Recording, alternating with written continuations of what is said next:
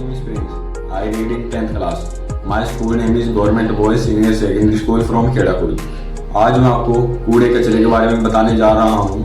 उम्मीद करता हूँ उसे सुनकर आप प्रेरित होंगे और कूड़ा कचरा ना फैलाने पर अपना पूरा योगदान देंगे।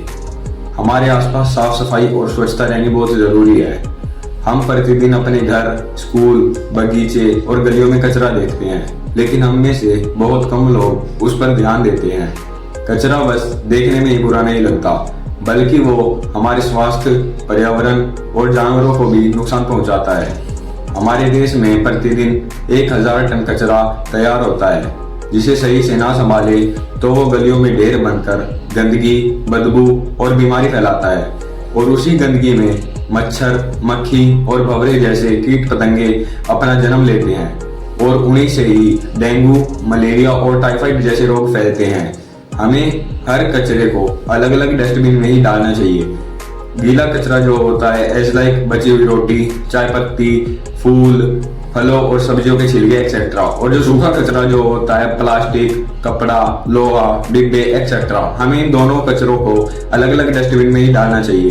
गीले कचरे के लिए ग्रीन डस्टबिन और सूखे कचरे के लिए ब्लू डस्टबिन। इससे रिसाइकलिंग में भी आसानी होगी और गीले कचरे को तैयार कर कंपोस्ट बनाई जा सकती है, जो खेती और पौधों के लिए खाद का काम करती है। और सूखे कचरे को रिसाइकिल करके नई चीज में कन्वर्ट किया जा सकता है। पर सबसे खतरनाक होता है प्लास्टिक का कचरा। ये सालों तक खत्म नहीं होता और ये प्लास्टिक समुद्र और नदियों में जाकर मछलियों और जानवरों को नुकसान पहुंचाती है। इसलिए हमें प्लास्टिक का कम से कम इस्तेमाल करना चाहिए और हो सके तो जूट बैग या फिर क्लॉथ बैग का इस्तेमाल करना चाहिए।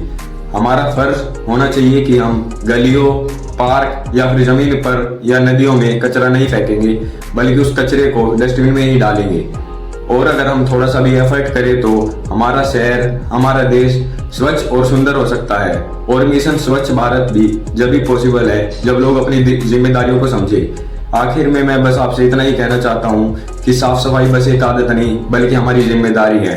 और इसी समस्या के समाधान के लिए हम एक स्मार्ट रिसाइकिल बिन तैयार करना चाहते हैं, जो गीले और सूखे कचरे को पहचान कर उन्हें खुद ब खुद अलग कर देगा। और इन डस्टबिन्स को सोलर पैनल के थ्रू चलाया जाएगा, जिनमें आवश्यक ऊर्जा की मात्रा प्रदान की जाएगी। मैं आपसे उम्मीद करता हूँ आप इस चीज में हमारा पूरा साथ देंगे। धन्यवाद।